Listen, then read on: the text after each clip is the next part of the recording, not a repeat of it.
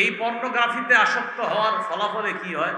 এক নাম্বার ক্ষতি, সবচাইতে উত্তম অবয়বে যে মানুষ আল্লাহ বানিয়েছে, এই মানুষটা একটা বিকৃত রূপ ধারণ করে অমানুষে পরিণত হয় পর্নোগ্রাফির মাধ্যমে, পুরো অমানুষ। আল্লাহ পাক রব্বুল আলামিন সূরা মুমিনের ৬৪ নম্বর আয়াতে বলেন, ওয়াসাওয়ারাকুম ফাআহসানা সুওয়ারাকুম, তিনি তোমাদেরকে গঠন করেছেন, ফাআহসানা সুওয়ারাকুম, তোমাদের গঠনটা কত সুন্দর করেছেন তিনি। সুবহানাল্লাহ, আমাদের গঠনটা কত সুন্দর করেছেন, যেখানে নাক কান যা দেওয়ার ঠিক সেখানে আল্লাহ দিয়েছেন। আল্লাহ বলেন, ইয়া আইয়ুহাল ইনসান মা গাররাকা বিরাব্বিকাল কারীম, ও মানুষ কিসে তোমাকে সম্মানিত রবের ব্যাপারে ধোঁকা দেয়, প্রতারণা করে। আল্লাযী খালাকাকা, যে তোমাকে সৃষ্টি করেছেন, ফাসাওয়াকা, তোমাকে সুগঠিত করেছেন, ফাআদালাকা, সুষম করেছেন, যেইভাবে যা দেওয়া দরকার তা করেছেন।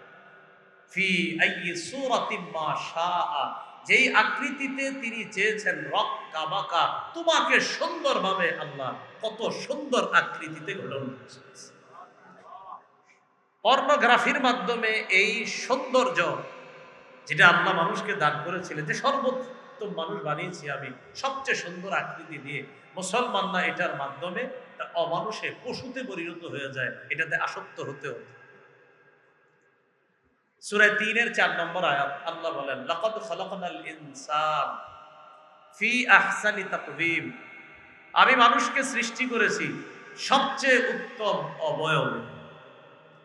সূরা বনী ইসরাঈলের ৭০ নম্বর আয়াতে আল্লাহ বলেন, ওয়ালাকাদ কাররামনা বনী আদম, আমি বনী আদমকে সম্মানিত করেছি। সুবহানাল্লাহ, যে আল্লাহ আমাকে আপনাকে সম্মানিত করলেন, আপনি দরজা লাগিয়ে মা বাবার দৃষ্টির অগোচরে আর আল্লাহর দেখায়, সবার অগোচরে আর আল্লাহর দৃষ্টির মধ্যে আপনি কি করতেছেন?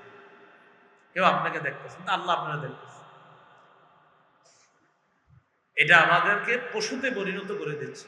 সূরা আরাফের ১৭৯ নম্বর আয়াতে আল্লাহ বলেন, উলাইকা কাল আনআম, এরা চতুষ্পদ জন্তুর মতো, বালহুম আদাল, বরং এর চেয়ে আরো পথভ্রষ্ট, আরো নিকৃষ্ট।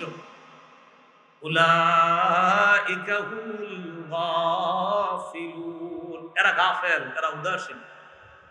তাহলে পর্নোগ্রাফির ১ নাম্বার ক্ষতি, সুন্দর মানুষটা অসুন্দর হয়ে যায়, এই সুন্দর মানুষটা পশুতে পরিণত হয়ে যায়, বরং এর চেয়ে আরো নিকৃষ্ট, জীবের মতো, বরং এর চেয়ে আরো নিকৃষ্ট হয়ে যায়। এক পর্যায়ে তার অবস্থা এমন হয়, তারা যত বুঝান সে বুঝবে না, সেইটাতে আসক্ত।